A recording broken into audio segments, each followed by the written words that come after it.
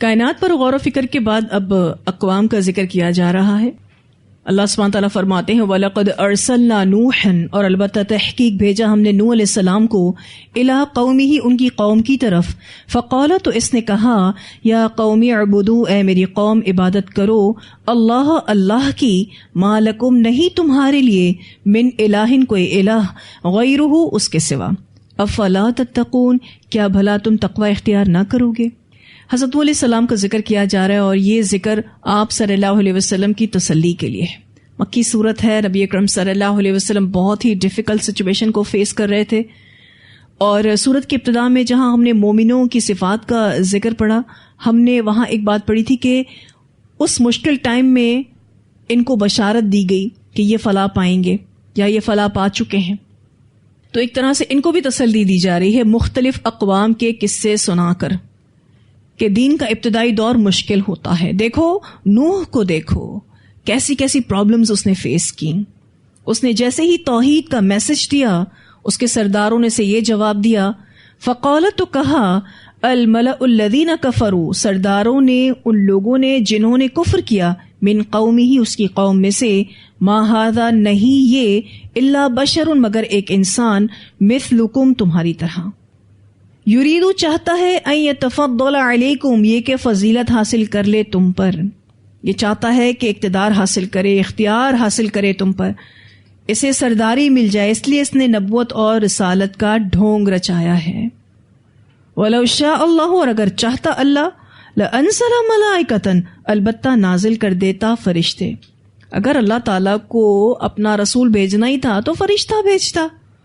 ما سمعنا، نہیں سنا ہم نے، بہذا، اس بات کو، یعنی اس توحید کی بات کو، فی آبائنا الاولین، اپنے پہلے آبا و اجداد میں. توحید کی دعوت کے بدلے میں قوم کے سرداروں نے کیا جواب دیا؟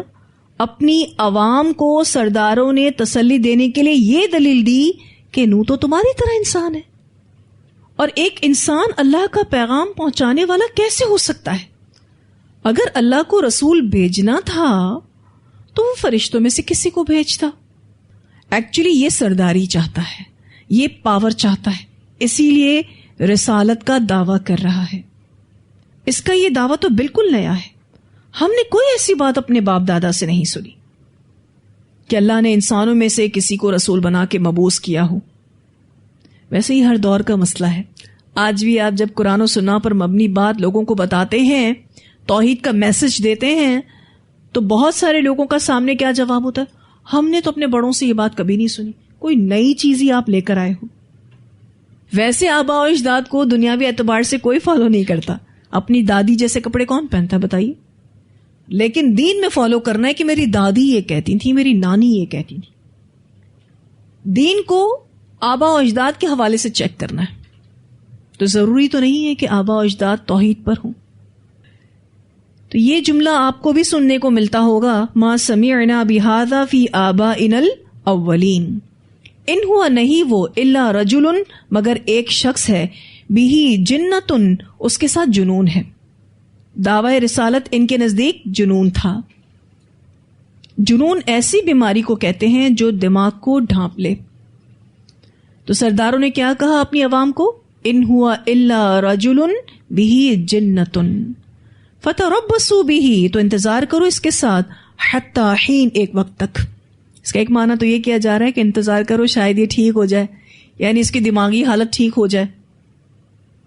اور دوسرا معنی یہ ہے کہ اس کے بارے میں تھوڑا ٹائم انتظار کرو، یعنی صبر کرو یہاں تک کہ اس سے جان چھوٹ جائے، یعنی اس کو موت آ جائے. یہ مر جائے گا تو ہماری جان چھوٹ جائے گی. اب آپ دیکھیے ایک نبی کے لیے لوگ کیسی باتیں کرتے تھے.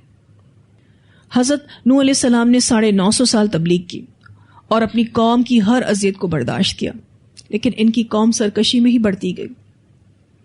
اب یہ دعا کریں گے اللہ تعالیٰ سے. یہ 950 سال کے بعد انہوں نے دعا کی ہے.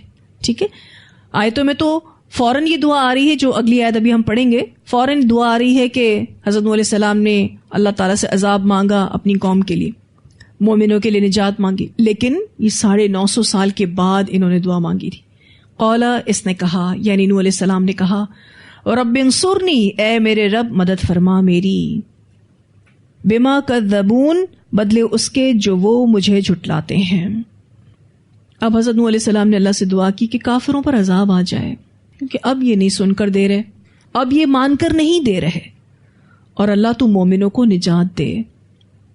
ان کی دعا قبول ہوئی اور ان پر وحی آئی. فَأَوْحَيْنَا إِلَيْهِ، تو وحی کی ہم نے اس کی طرف. کس کی طرف؟ نوح علیہ السلام کی طرف. اَنِصْنَعِ، یہ کہ تو بنا، الفلکا، کشتی، بِأَعْيُنِنَا، ہماری نگاہوں کے سامنے، وَوَحْيِنَا، اور ہماری وحی کے مطابق، یعنی اپنی عقل سے نہیں اور نہ ہی لوگوں کے مشورے سے، بلکہ ہماری سپرویژن میں، ہماری وحی کے مطابق ایک مضبوط کشتی بناؤ. مضبوط کشتی بناؤ کہاں سے پتا چل رہا ہے؟ صنعاء کے لفظ سے پتا چل رہا ہے. اَنِصْنَعِ الْفُلْكَ، یہ کہ تو بنا کشتی، یعنی مضبوط کشتی. یہ ایسی مضبوط کشتی بنائی گئی، کیوں؟ کیونکہ اس کو کیا فیس کرنا تھا؟ اسے طوفان نوح فیس کرنا تھا. اور جو کشتی اللہ سبحانہ تعالیٰ کی نگرانی میں اور اس کی وحی کے مطابق بنی ہوگی، سوچے وہ کشتی کیسی ہوگی. دنیا کی سب سے پہلی کشتی تھی یہ. اور اس دنیا میں کوئی بھی نئی چیز انوینٹ ہوتی ہے، ایجاد کی جاتی ہے، تو اس میں بہت سارے فلاز ہوتے ہیں، ٹیکنیکل فالٹس ہوتے ہیں، جو اس کے استعمال کے بعد سمجھ میں آتے ہیں اور لوگ وقت کے ساتھ ساتھ اس کو ٹھیک کرتے ہیں. لیکن اس کشتی میں کوئی ٹیکنیکل فالٹس نہیں تھا. کیوں؟ کیونکہ وحی کے مطابق بنی تھی، بالکل پرفیکٹ تھی، بغیر عیب کے تھی. اللہ تعالیٰ نے فرمایا اَنِصْنَعِ الْفُلْكَ بِأَعْيُنِنَا وَوَحْيِنَا فَإِذَا جَاءَ أَمْرُنَا، پھر جب آ جائے حکم ہمارا. کس حکم کی بات ہو رہی ہے؟ عذاب کی بات ہو رہی ہے. وَفَارَ التَّنُّورُ، اور ابل پڑے تنور. یہ عذاب کی علامت تھی. حضرت نوح علیہ السلام عراق کے علاقے میں رہتے تھے. اللہ تعالیٰ نے ان کو اشارہ دے دیا تھا کہ عذاب کی علامت یہ ہوگی کہ پانی تنور سے نکلنا شروع ہو جائے گا. فَإِذَا جَاءَ أَمْرُنَا وَفَارَ التَّنُّورُ، پھر جب آ جائے حکم ہمارا اور ابل پڑے تنور. فَاسْلُكْ فِيهَا، تو داخل کر لے اس میں، یا پھر اس کو آپ یوں کہہ سکتے ہیں تو سوار کر لے اس میں. کس میں؟ کشتی میں.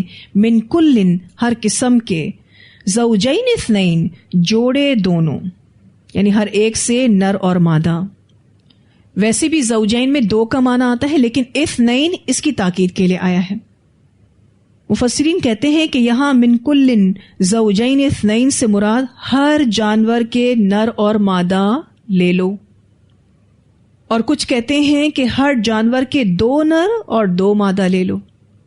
لیکن پہلی رائے راجح ہے، یعنی پہلا معنی ترجیح دیا گیا ہے کہ ہر جانور کے نر اور مادہ کو لے لو.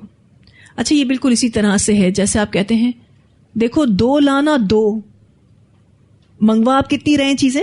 دو، ٹھیک ہے، لیکن آپ دو دو کہتے ہیں تو اس میں آپ کا مقصد صرف دو ہی منگوانا ہے، ٹھیک ہے. لیکن الفاظوں کی ترکیب سے یہ معنی بھی آتا ہے کہ دیکھو دو اور دو، یعنی دو دو جوڑے لے لو.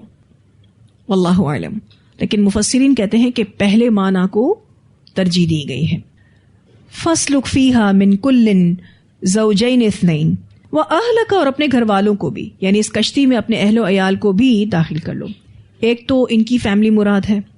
کتنے بچے تھے حضرت نوح علیہ السلام کے؟ 4 بیٹے تھے، ٹھیک ہے. 3 داخل ہو گئے، یعنی 3 سوار ہو گئے کشتی میں، 1 سوار نہیں ہوا، اور ان کی بیوی بھی سوار نہیں ہوئی، ٹھیک ہے. اچھا، اہلکا سے مراد مومنین بھی ہیں، ٹھیک ہے. حضرت نوح علیہ السلام کے پیروکار بھی اس سے مراد ہیں. ویسے بھی جہاں کہیں مومنین کم ہوتے ہیں وہ سب فیملی کی طرح رہتے ہیں. آپ نے یہ چیز یورپ میں، امریکہ میں، کینیڈا میں دیکھی ہوگی کہ بہت کم مسلمان وہاں رہتے ہیں. تو جس علاقے میں رہتے ہیں آپ کو پتہ ہے کیسے رہتے ہیں؟ بالکل فیملی کی طرح رہتے ہیں، ملتے جلتے ایسے جیسے فیملی ممبرز ملتے ہیں، ایک دوسرے کو دعوتوں میں مدعو بھی کرتے ہیں. تو ایسا ہوتا ہے کہ جہاں مومنین کم ہوتے ہیں وہ فیملی کی طرح ہوتے ہیں، اسی لیے اہلکا میں مومنین کا معنی بھی آتا ہے. اور ویسے بھی انبیاء کے پیروکار ان کے فیملی ممبرز میں ہی کاؤنٹ ہوتے ہیں. تو اللہ تعالیٰ نے کہا کہ اپنے گھر والوں کو بھی کشتی میں سوار کر لو، الا مگر من سبق علیہ القول، جو پہلے ہو چکا اس پر فیصلہ اللہ کا، منہم ان میں سے، یعنی جن پر عذاب کا فیصلہ ہو چکا اب وہ نہیں بچیں گے، ولا اور نہ تخاطبنی بات کرنا مجھ سے فی الذین ظلموا ان لوگوں کے معاملے میں جنہوں نے ظلم کیا، یعنی جب زبردست طوفان نازل ہو تو پھر اپنی قوم پر نرمی اور شفقت کا مظاہرہ نہ کرنا، پھر نہ کہنا کہ اللہ ان کو معاف کر دے، ان کو مہلت دے دے، شاید یہ ایمان لے آئیں، پھر نہ کہنا وَلَا تُخَاطِبْنِي فِي الَّذِينَ ظَلَمُوا إِنَّهُمْ مُغْرَقُونَ، بے شک وہ سب غرق کیے جانے والے ہیں، یعنی یہ اللہ کا طے شدہ فیصلہ تھا کہ کوئی بھی نہیں بچے گا۔ اب اللہ تعالیٰ نے فیصلہ کر لیا ہے کہ انہیں کفر اور سرکشی کی وجہ سے غرق کر دیا جائے گا، اور اس میں ان کا بیٹا اور بیوی بھی غرق ہوگا۔ 950 سال کی تبلیغ کا کوئی اثر نہیں لیا، اور جب حضرت نوح علیہ السلام نے ان کو تباہ کرنے کی دعا کر لی تو اللہ نے ان کی دعا کو قبول فرما لیا، لیکن حضرت نوح علیہ السلام کی سافٹنس کو اللہ تعالیٰ جانتے تھے، اسی لیے کہا دیکھو اب ان کے بارے میں اب کوئی گزارش نہ کرنا، اب نرمی اور شفقت کا مظاہرہ نہ کرنا، یہ سوال نہ کرنا کہ اللہ ان کو مہلت دے دے، یہ نہ کہنا کہ شاید یہ ایمان لیں اللہ تعالیٰ معاف کر دے ان کو، اب کوئی بات نہیں سنی جائے گی، اور فیصلہ کر دیا گیا انہم مغرقون۔ فَإِذَا اسْتَوَيْتَ، پھر جب سوار ہو تم، انت تم، وَمَن مَعَكَ اور جو تیرے ساتھ ہیں، عَلَى الْفُلْكِ اوپر کشتی کے، فَقُلِ الْحَمْدُ لِلَّهِ الَّذِي، تو کہنا سب تعریف اللہ کے لیے ہے جس نے نجانا نجات دی ہم کو من القوم الظالمین، ظالم قوم سے۔ جب تم کشتی میں بیٹھ جاؤ، اور بیٹھنا اس طرح سے کہ جیسے ہی کوئی کشتی میں سوار ہوتا ہے یا گاڑی میں سوار ہوتا ہے تو وہ دروازہ کھول کے جیسے گاڑی میں کوئی بیٹھتا ہے تو پورا سیٹ ہوتا ہے، ٹھیک ہے، اس وقت کہو الحمدللہ، اور کشتی میں بھی اگر کوئی بیٹھ جائے اور سنبھل کر بیٹھ چکو تو پھر کیا کہو الحمدللہ۔ سورہ زخرف کی آیت نمبر 12 سے لے کر 14 میں سفر کی دعا آتی ہے، آپ سب کو آتی ہے نا سفر کی دعا، سبحان الذی سخر لنا ھذا وما كنا له مقرنین وانا الی ربنا لمنقلبون، ٹھیک ہے، اور اسی طرح سے آپ نے سورہ ہود کی آیت نمبر 41 میں کشتی میں سوار ہونے کی دعا پڑھی تھی، ٹھیک ہے، وقال اركبوا فيها بسم الله مجريها ومرساها، فقل الحمد للہ سے مراد یہی دعائیں ہیں، اور پھر ساتھ میں یہ بھی کہنا الذی نجانا من القوم الظالمین، کہ جس نے نجات دی ہم کو ظالم قوم سے۔ ایک معنی یہ بھی کیا گیا ہے کہ جو لوگ غرق ہو رہے ہیں ان پر غم نہ منائیں اور نہ روئیں، بلکہ کیا کہیں الحمدللہ، کیونکہ ظالموں سے جب یہ زمین صاف ہوتی ہے تو جو باقی بچنے والے لوگ ہیں ان کو اللہ کا شکر ادا کرنا چاہیے کہ ظلم کا خاتمہ ہوا۔ وقل اور کہنا ربی اے میرے رب، انزلنی اتار مجھ کو، منزلن اتارنے کی جگہ، مبارکن بابرکت، وانت خیر المنزلین اور تو بہترین اتارنے والا ہے۔ سوار ہونے کے ٹائم پر بھی دعا کرو، اور جب کشتی رکنے کا وقت آ جائے تو اس وقت بھی دعا کرو، یعنی حالات کیسے بھی ہوں، طوفان ہو یا سکون ہو، بندہ مومن اپنے رب کے ذکر سے غافل نہیں ہوتا۔ اچھا، یہ دعا ہمارے لیے بھی ہے، جہاں بھی جائیں یہ دعا کریں، بہت ہی خوبصورت دعا ہے، اس دعا کو اپنی دعاؤں میں شامل کریں۔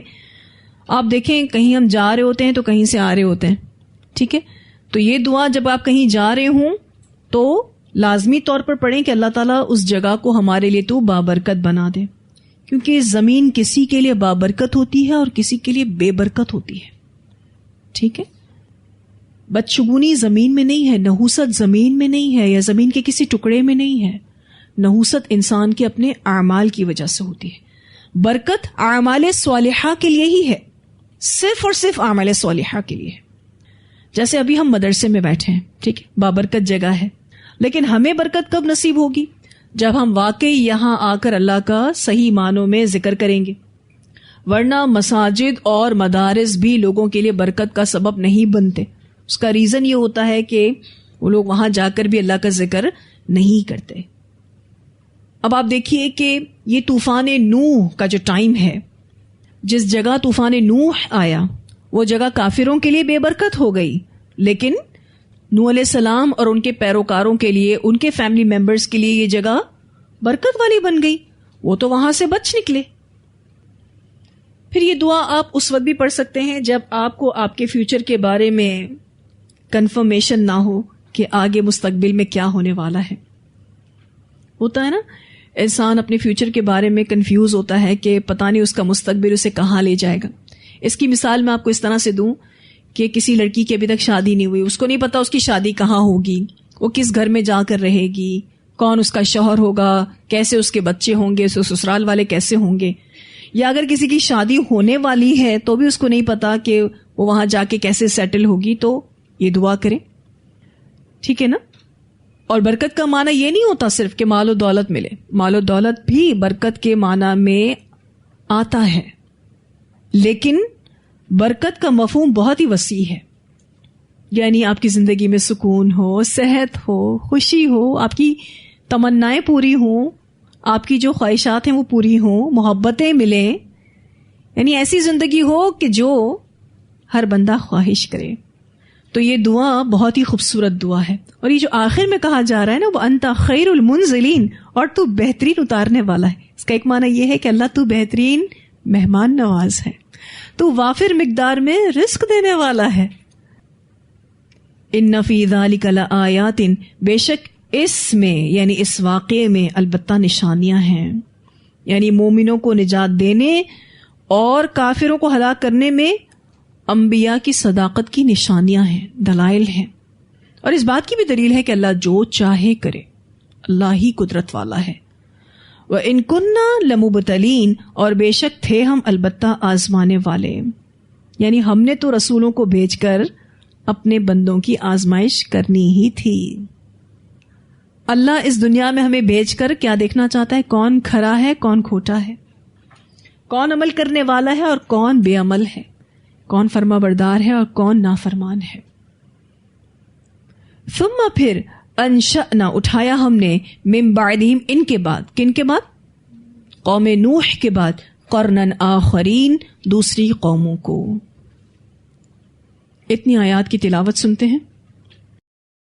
وَلَقَدْ أَرْسَلْنَا نُوحًا إِلَىٰ قَوْمِهِ فَقَالَ يَا قَوْمِ اعْبُدُوا اللَّهَ مَا لَكُم مِّنْ إِلَٰهٍ غَيْرُهُ أَفَلَا تَتَّقُونَ فَقَالَ الْمَلَأُ الَّذِينَ كَفَرُوا مِن قَوْمِهِ مَا هَٰذَا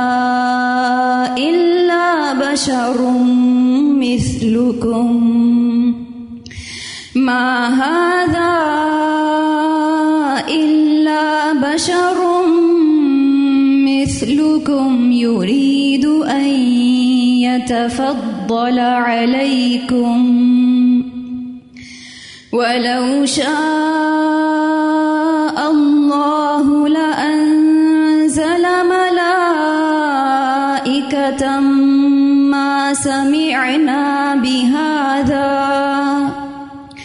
مَّا سَمِعْنَا بِهَٰذَا فِي آبَائِنَا الْأَوَّلِينَ إِنْ هُوَ إِلَّا رَجُلٌ بِهِ جِنَّةٌ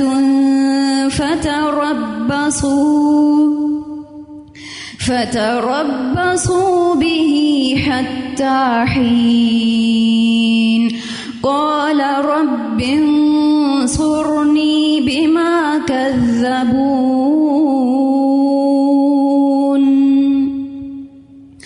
فَأَوْحَيْنَا إِلَيْهِ أَنِ اصْنَعِ الْفُلْكَ بِأَعْيُنِنَا وَوَحْيِنَا فَإِذَا جَاءَ أَمْرُنَا وَفَارَتِ النُّورُ فَاسْلُكْ فِيهَا مِن كُلٍّ زَوْجَيْنِ اثْنَيْنِ وَأَهْلَكَ إِلَّا مَن سَبَقَ سبق عليه القول منهم ولا تخاطبني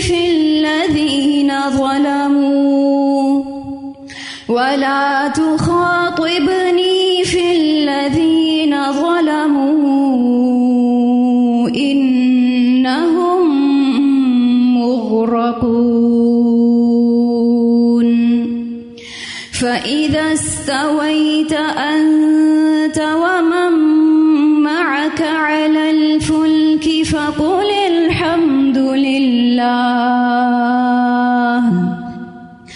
فقل الحمد لله الذي نجانا من القوم الظالمين وقل رب أنزلني منزلا مباركا وأنت خير المنزلين إن في ذلك لآيات وإن كنا لمبتلين ثم أنشأنا من بعدهم قرنا آخرين